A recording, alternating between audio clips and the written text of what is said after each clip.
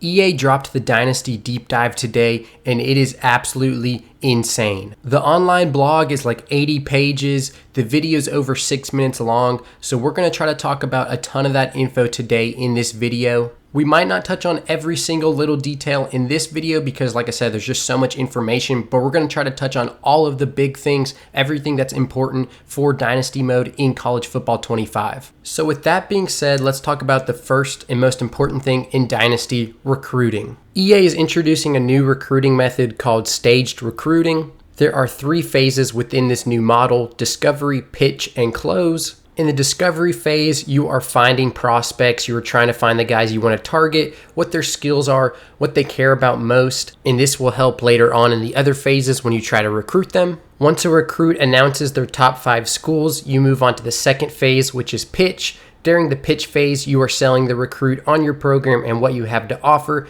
How well your school aligns with their motivations will determine how successful you are. And then lastly, the final stage is to close. This is when you bring the recruit in for an official visit and attempt to leave a lasting impression about your program. If the visit goes well, you'll make a huge gain with the recruit and possibly secure a verbal commitment following the visit. Ultimately, the recruit will make their final decision on National Signing Day. So let's break down each of the 3 phases more specifically and talk about each one. So just like NCAA 14, you can put 35 prospects on your recruiting board. And this recruiting board can change throughout the year, so you can remove prospects and add prospects, but you're going to put a certain amount of guys on there, up to 35, and these are going to be the guys you are trying to recruit throughout the season. So the discovery phase, which is the first phase out of the 3, you are trying to identify prospects that are good fits for your school. And essentially, you want to find out as much as you can about the prospect as quickly as possible. That will give you a leg up in recruiting against other schools. Because if you find out what they care about quicker than the other schools that you are competing against, you'll be able to start recruiting and pitching the correct pitch to get that player to come to your school. So how does this work? There are 14 categories that each school has. Each category is graded from a D- to an A+. So here are the 14 categories. I'm not going to read the description of each one, but I'll quickly go through them. So there's playing time, playing style, championship contender, program tradition, campus lifestyle, stadium atmosphere, pro potential, brand exposure, academic prestige, conference prestige, coach stability, athletic facilities, and proximity to home. So feel free to pause it and read each one specifically. Some of them are self-explanatory, and then some of the others, it's good to read that little description. And like I said, each school is ranked on these 14 categories from a D- to an A+. So for example, Vanderbilt might be like an A and A+ in academic prestige. However, they might be like a C- or even into the D's for a championship contender. So in the discovery phase, you want to find out what a prospect care about. Is it academic prestige? Is it championship contender? Is it proximity to home, etc.? And then if your school is rated well in those categories, he's obviously going to be more interested in your school, and you're going to be able to recruit him better than if you aren't good in those categories. So if the player really cares about pro potential and you're Kennesaw State, that's probably not going to bode well when you're trying to recruit him. So each prospect has an ideal pitch. And this ideal pitch are the 3 motivations that they truly care about. So if a recruit cares about stadium atmosphere, academic prestige, and coach stability, those 3 things are going to create his ideal pitch. And again, the discovery phase is about learning what that ideal pitch is, learning what the prospect cares about. That way you can pitch that ideal pitch to him so he'll want to come to your school. So when you first go look at the list of recruits, each recruit is going to have a list of schools that they're interested in. I'm not sure how many. We know it's more than 8 because eventually it gets cut down to the top 8. So it's more than 8 that they're initially interested in. And these schools that they are initially interested in are based on what they care about. Again, those 14 categories, and they're going to have an initial list of schools that are interested in that meet the requirements generally. They are also bringing back deal breakers, so it says there is a chance that one of their 3 ideal pitch motivations is also a deal breaker. Deal breakers represent a motivation that a recruit is extremely passionate about and will not budge on. If you do not satisfy their deal breaker, they will not talk to you. Additionally, a deal breaker stays with a player forever, so once they are on your roster, they still will have the same deal breaker they had when you recruited them to your school. You can think of this like your promise to them. If you fail to uphold your side of the deal, there's a chance they will decide to enter the transfer portal at the end of the season. So here's an example of this. You can see this player, Valenzuela, I think is how you would say that. You can see he has a deal breaker regarding championship contender. Now, I don't know if this is an error, but it says you have a B+ and you need a B-, which doesn't really make any sense because I don't know why the guy would want a lower championship contender grade. So maybe those are just flipped and you have a B- and you need a B+, but you get the point. A player might have a deal breaker where they need this certain grade. Maybe they need a B in championship contender or an A in playing time. And if you're below that level, you cannot recruit that player. They're not going to commit to your school. We'll talk more about deal breakers once we get to the transfer portal section of the video, but you can see how that's important in the discovery phase of recruiting because you need to find out if they have deal breakers or not, and you need to figure out what these recruits care about. Pipelines are also coming back to recruiting, and if you remember in the older NCAA football games, each state was its own pipeline, but that is changing in College Football 25. So this is super cool in my opinion. It says, first and foremost, it was clear that not every state is created equal when it comes to recruiting talent and pipelines. Having a pipeline in Florida is much more valuable than one in New York. Moving on down to the second paragraph, it says the result was reshaping pipelines to represent a geographic region rather than a state. For example, Florida is now broken into 3 different pipelines: North Florida, Central Florida, and South Florida. Similarly, Metro Atlanta is its own pipeline, whereas New York and New Jersey were combined to become a single pipeline. In total, there are 50 pipelines in College Football 25. So there are still 50 pipelines like there were before because of the 50 states. However, in College Football 25, like we just read, it's not based on each state. Florida has 3 pipelines itself.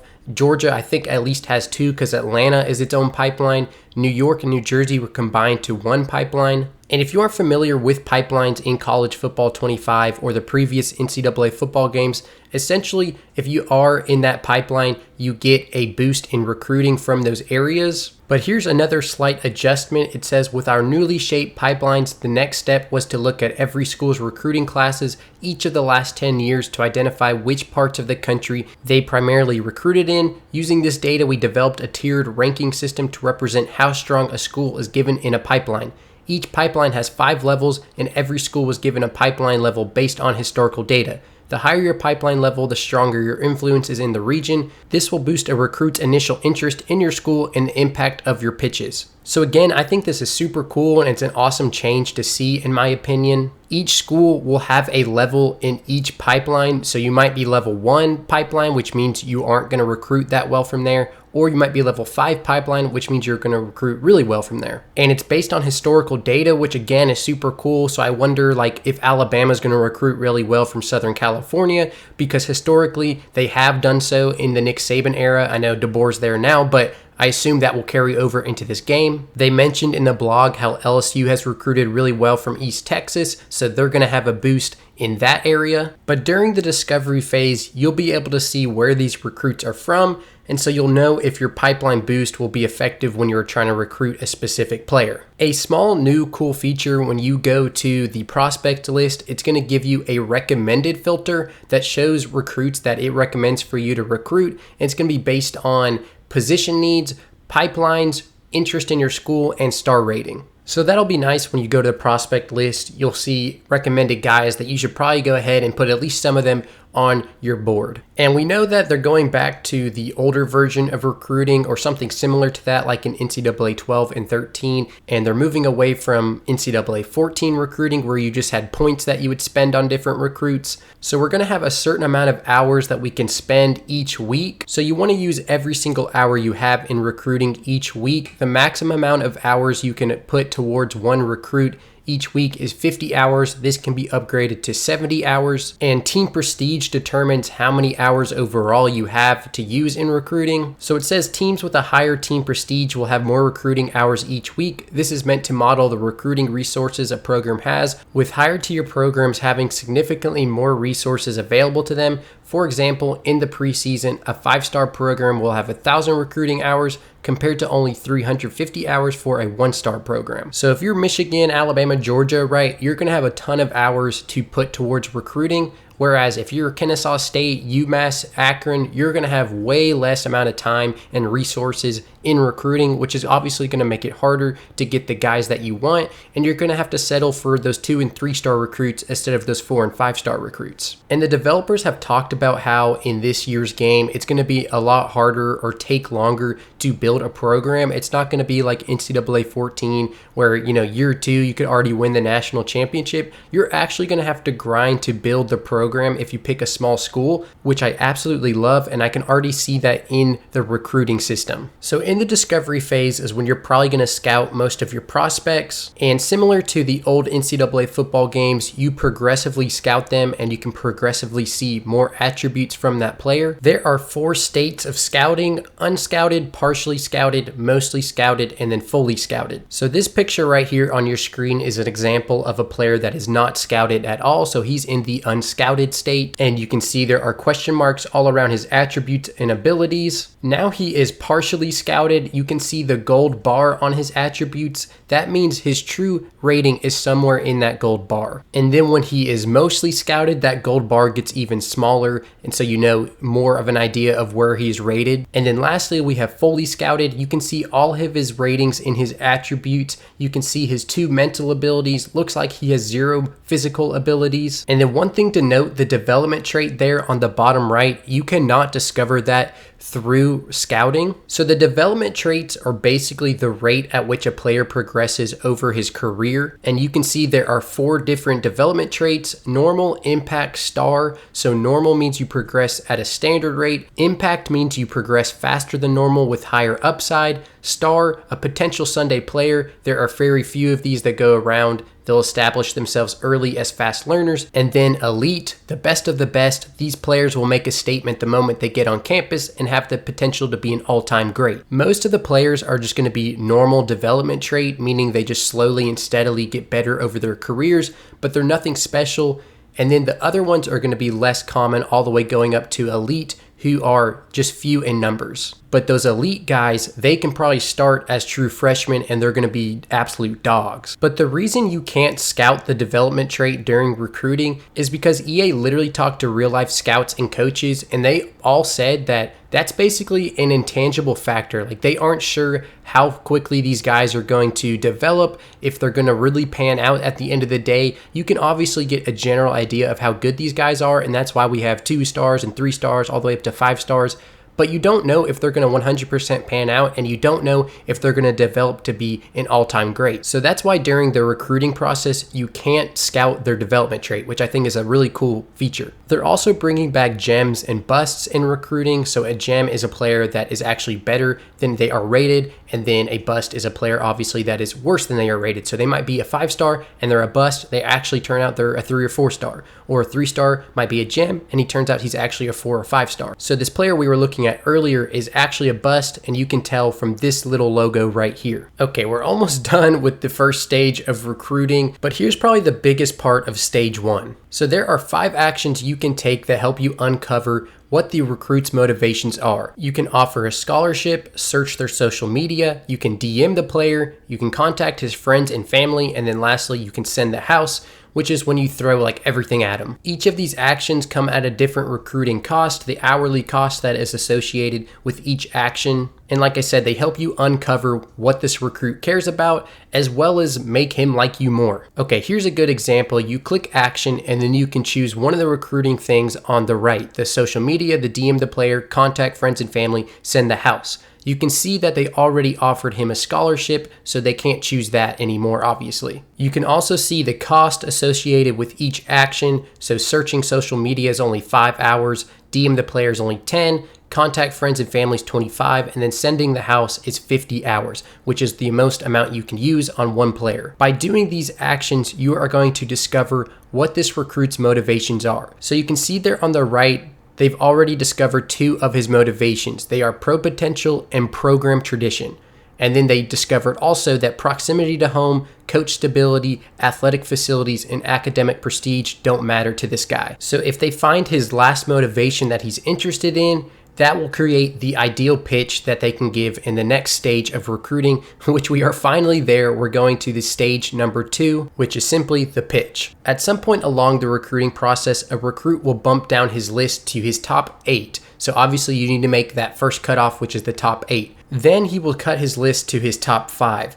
If you make the top 5, that is when you can give your pitch. There are 2 different types of pitches, soft sell and hard sell. So soft sell awards a moderate amount of influence when choosing the correct pitch. It also limits the downside risk and penalty of pitching the prospect on something they do not care about. This is best for when you have some idea of what the recruit is motivated by. So if you don't 100% know what the recruit cares about, maybe you only discovered one of his motivations, you don't want to just start blindly hard selling things, because you might choose pitches he doesn't care about, and then he's going to kind of be turned off by your school. So again, if you only discovered one of the motivations, maybe you should just soft sell, because it's not going to hurt you as much if you pitch him something he doesn't like. Now on the flip side, hard sell provides the most influence when choosing the correct pitch, but it also comes with the largest penalty if you pitch the wrong thing. It is best to hard sell the recruit when you know their ideal pitch, or if you are desperate and just hoping for the best. So if you know a recruit's 3 motivations, which is their ideal pitch, you should definitely be hard selling, because you know exactly what to pitch to the recruit. But if you don't know, again, you should probably choose the soft sell. So after you choose soft sell or hard sell, then you have 20 total pitches. Each of these pitches are tied to 3 motivations. One of the examples they give is the Sunday bound pitch, which sells a recruit on your school being a championship contender, number 1, number 2, conference prestige, and number 3, track record of sending kids to the next level. So if he cares about those 3 things, that's definitely the pitch you want to give him. Each prospect has that ideal pitch that you want to discover. Now, maybe you never fully discover it. Maybe you only find 2 of his motivations, so you just keep hitting on those. I assume that would still be pretty successful. The recruit is going to like you more and you are going to move up on his list. However, you might get beat out by a school that has the ideal pitch. Now, you're also able to sway recruits, which is creating a new ideal pitch that is specific to your team. It says, if your school does not perfectly align with their ideal pitch, or if you are looking for a way to get a competitive advantage, you can sway the prospect and change their motivations. Successfully swaying a prospect will give them a second ideal pitch that is only available to you. It is possible that the second ideal pitch also creates a third ideal pitch combination as a result. Your chances of successfully swaying a prospect increase the more overlap there is between their ideal pitch motivations and the pitch you are trying to sway them on. It is possible to sway them on a pitch with 0 motivation overlap, but it is very low probability of success. So for example, maybe the recruit's ideal pitch is athletic facilities, brand exposure, and pro potential. And maybe your school has really good athletic facilities, but they're not good on brand exposure and pro potential. You can try to sway the player to liking other things about your school. So maybe you sway him to like still athletic facilities, but then campus lifestyle and coach stability. If you are successful in your sway, then he will now care about those 3 things, and it creates a new ideal pitch specifically for your school. But the more overlap in his original ideal pitch and the pitch you're trying to give him, the better. So if 2 of the 3 things overlap, that's better than 1 of the 3 things, and better than 0 out of 3 things. The chances of successfully swaying a player when 0 out of the 3 motivations overlap is very unlikely, but it is possible. Okay, so the final stage in the recruiting process is the close. So the main thing that takes place during this stage is the official visit. When you schedule a visit for a recruit, it's important when you schedule the visit, who you're playing in the game he's visiting, and then what other recruits are visiting with him. So if you schedule a visit during a big rivalry game, that will give you a boost when he visits, as well as if you are scheduling a quarterback's visit and you also do a wide receiver visiting the same day, that will boost both players. So that's very similar to NCAA 14. However, they added activities to the visit. So once you schedule the visit, you choose one of 4 activities that the player will do on the visit. Each activity on a visit ties to a motivation. So obviously you want to choose an activity that is tied to one of the motivations the player cares about. So you can see in this screenshot right here, they are choosing the activity attend position meeting, and that ties to playing time, which the recruit does care about, so that is a good activity to choose for this visit. If everything goes well, hopefully you'll see this screen right here. I made a post on social media just the other day, and I said that the first player that commits to me in College Football 25, I'm going to remember his name forever, and I think that's definitely true. New to College Football 25 that was not in NCAA 14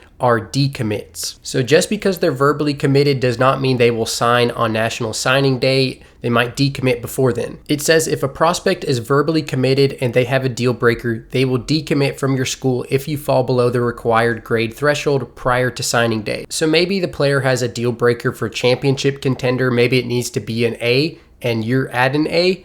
But then you have a terrible season, you go like 5-7, and maybe your championship contender rating goes to a B+.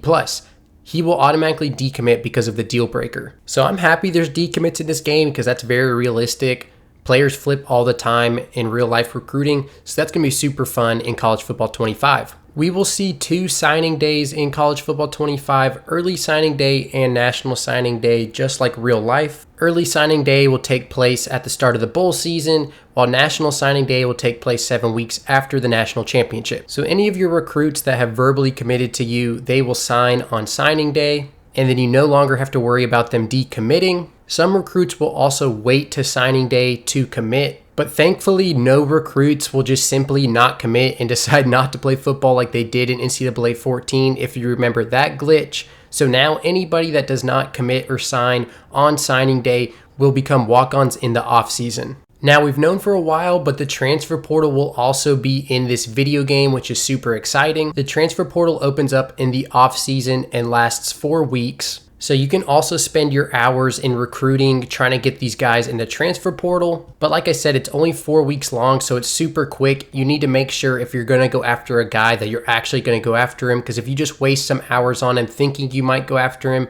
he's probably not going to commit to you, and then you just wasted those hours you spent on him. 4 and 5 stars in the transfer portal will already only have a list of 5 schools they're interested in. So if you're not one of those top 5 schools to begin with, you cannot recruit that transfer. However, 3 stars and lower, they will have several schools they are interested in. So it's going to be a little more open for those guys. So what determines if a guy goes into the portal? I'm not sure if this is the only thing that goes into it, but they mentioned on the blog that deal breakers still carry over to the guys on the roster. So even after they commit and sign and they're on your roster, those guys still have the same deal breakers they had when you were recruiting them. Remember, deal breakers can be thought of as a promise between you and the player. If you fail to uphold your end of the deal, there's a chance they leave in the offseason. The corresponding My School grade falling below the threshold does not guarantee that they will decide to leave. The probability of a player transferring after their deal breaker has been violated is driven by their overall, with higher overall players being more likely to transfer. So if you break one of the deal breakers, it's not guaranteed that the player hops into the transfer portal,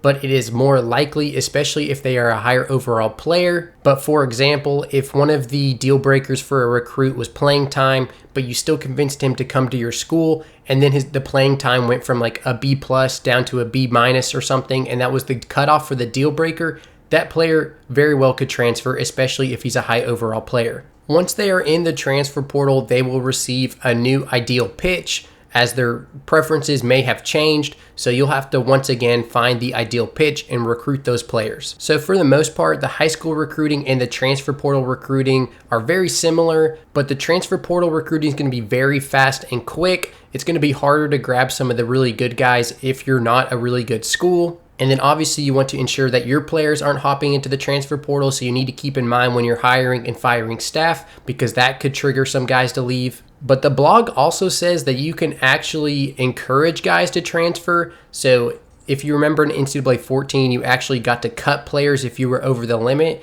The limit for this game is 85 players. And if you're over the limit, you can encourage guys to hop into the portal and leave your school. So if you got a guy with an attitude problem, you might want to tell that guy to kick rocks. Okay, I'm pretty sure that covered basically everything when it comes to recruiting.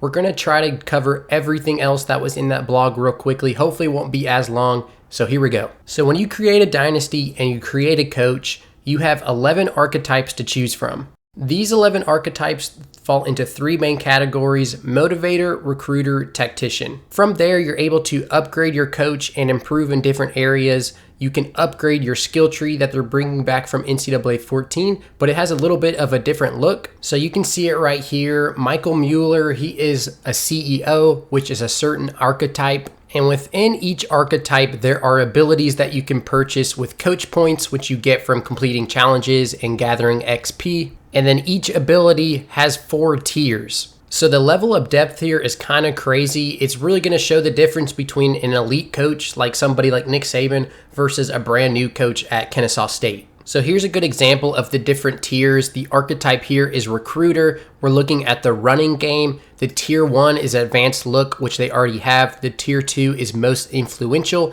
And then tier 3 is what they're trying to get, is always be recruiting. Increases weekly recruiting hours for running backs. So that's another thing the blog mentioned, is that abilities are broken down by position group. And we don't have quarterback coaches and running back coaches and DB coaches yet. Hopefully we will get that in the future. But this is kind of their take on that. It breaks it down to where it helps you recruit specific position groups, or specific position groups play better, whatever it is more specialized in that way. And so our coordinators are also going to have skill trees and archetypes and abilities that you can upgrade. Now, interestingly, it says your coordinators will automatically progress their archetypes and abilities. You will not be able to control which abilities they purchase, nor will you be able to respec your coordinators' abilities. This adds even more importance to how you progress your coach and manage your staff in the coaching carousel. That's a big difference from NCAA 14, because before you could upgrade your coordinators as you pleased. You can't do that in college football 25. Now, real quick, because I don't think I mentioned it earlier, yes, you can start as a coordinator. You do not have to start as a head coach. Regardless, you can be fired depending on how you perform, just like in NCAA 14. Coaches will have a job security measure as well as a letter grade for coach prestige that ranges from A to F. So if you're doing really well and meeting all your goals and winning, your coach prestige is going to increase to the point where it can max out at A+. However, if you're losing and not meeting your goals, you're going to be on the hot seat, your job security is going to go down, and you might potentially get fired, and you'll have to look for a new job in the coaching carousel. So yes, the coach carousel is back in college football 25 from NCAA 14. Honestly, this is a fan favorite feature, and I'm glad it is back. And this little paragraph right here is why I'm glad it's back. It says, following the 2021 to 2022 college football regular season, 2 high-profile schools in LSU and USC were looking for new coaches. Both schools did what nobody saw coming and hired elite coaches from other high-profile schools. Suddenly, other high-profile jobs were unexpectedly available, and the coaching carousel was in full effect. So they're obviously talking about Lincoln Riley and Brian Kelly going to their new schools in USC and LSU respectively. Like, nobody saw that coming, and it opened up other jobs at Oklahoma and Notre Dame. So then Brent Venables goes to Oklahoma. Marcus Freeman is promoted at Notre Dame. And you can see the domino effect in play here. And that's the whole point of this coaching carousel feature in college football 25. It says the carousel kicks off during the conference championship week. During this week, all coach contracts are processed and schools determine if they want to fire, extend, or let a coach's contract expire.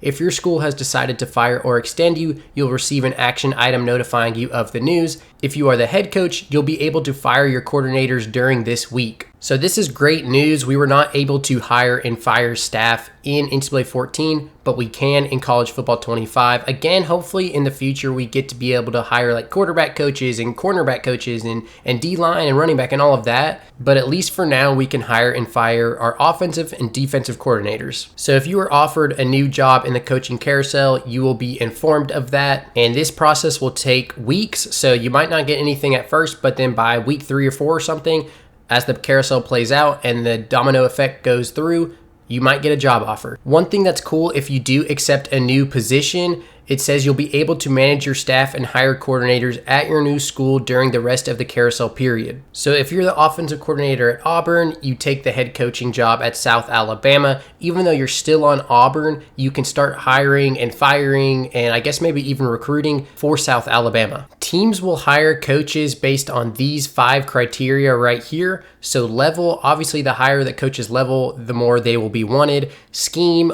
this is a good example. It says military academies want to run a specific offense. So that'll be something they look for. Archetype, which goes back to the skill tree and the abilities they have. Pipeline, each coach has a primary pipeline. So if you're Oregon, you probably want to hire a coach that can recruit in Oregon. That was actually a concern in real life with DeBoer going to Alabama. People said he couldn't recruit in the South. So far, it's going so well, but you can kind of see how that applies here. Lastly, coach prestige. A 5-star program is not going to hire a mid coach or a coach with a C- coach prestige. So these are the 5 things I guess the CPU is looking for when they're hiring other coaches. But they're probably things you should also keep in mind when you're hiring coordinators. So managing your own staff starts during conference championship week. During this week, you'll be able to fire your coordinators. Be careful because this is the only week you can do this. After this week, you are unable to replace a coordinator unless they are hired away by another school. So you can't fire your coordinators any point during the season, unlike you could in real life, obviously. I think the reason for this is because of the coding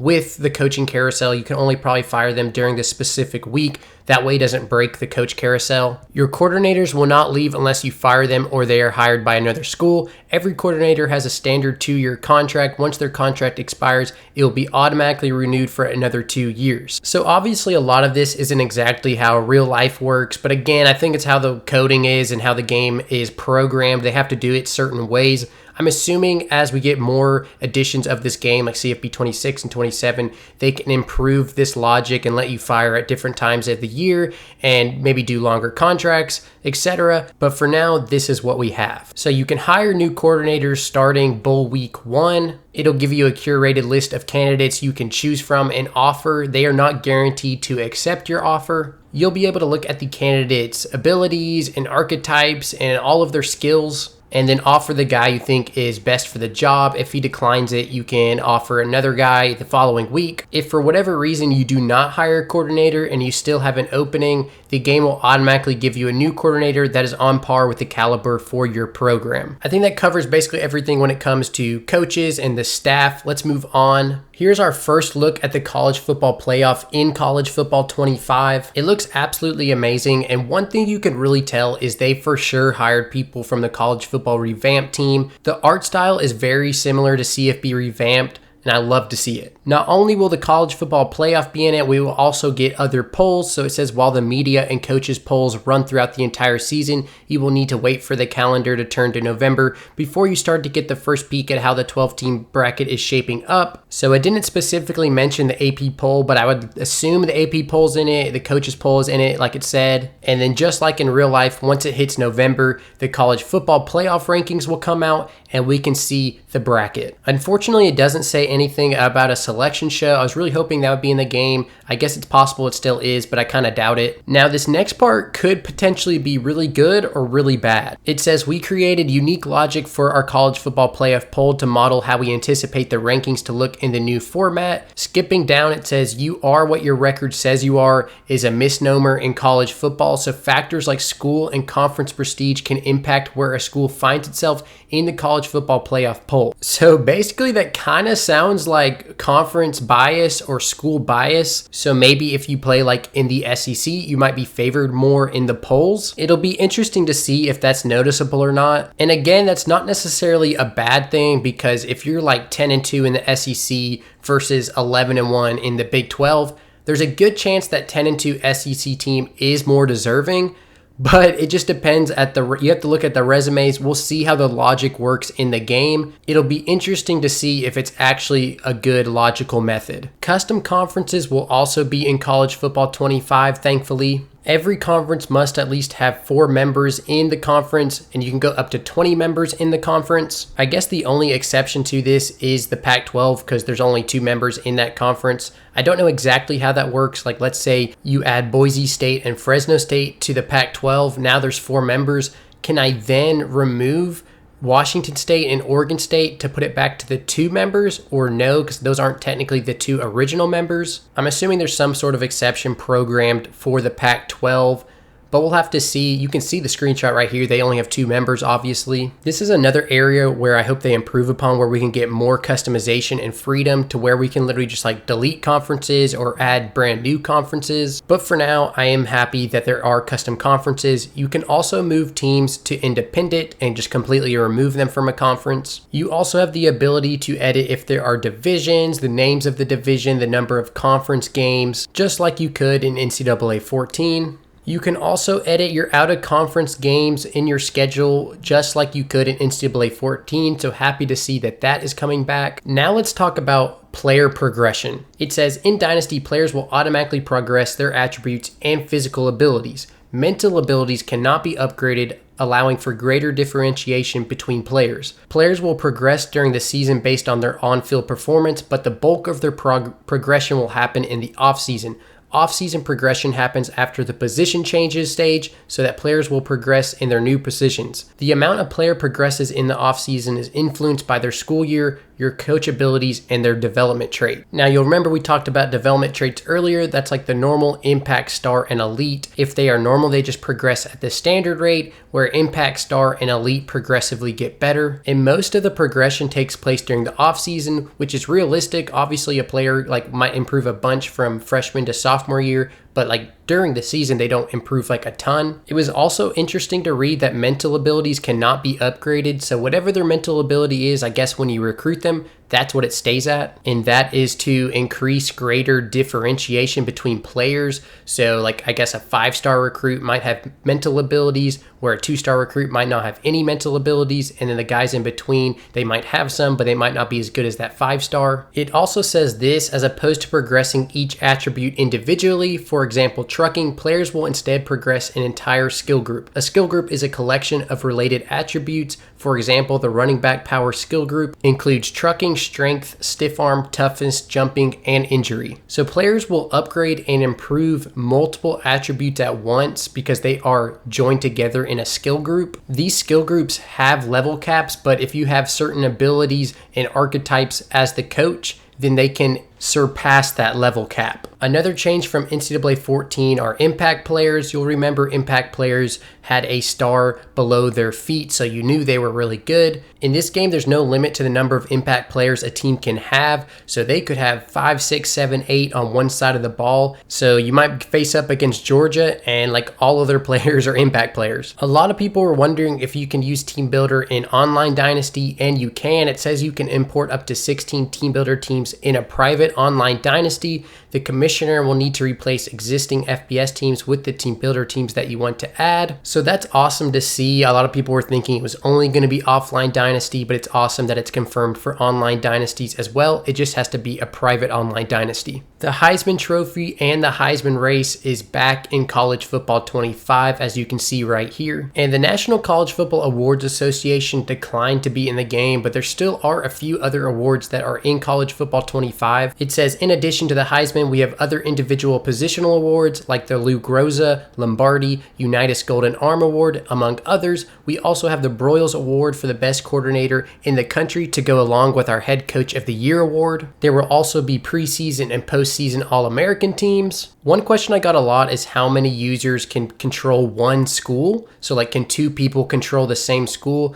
And no, unfortunately, only 1 user per school. And I think that covers basically everything in this deep dive. They also talked a little bit about wear and tear and other small things like pride stickers on helmets. But I think I covered all of the big things that are really, really important. This game looks absolutely insane. Like the immersion and the depth in this dynasty mode is blowing my mind. I cannot wait to play it. I think through making this video, it finally like became real to me. It didn't feel like a fever dream anymore. Like, this game is about to come out in 2 weeks and I couldn't be more excited. The next deep dive is the Road to Glory deep dive. So I'll definitely have a video for that as well. Follow me on Instagram at BringNCAA Follow me on Twitter at TubbyLight, and then subscribe here if you're enjoying the video content.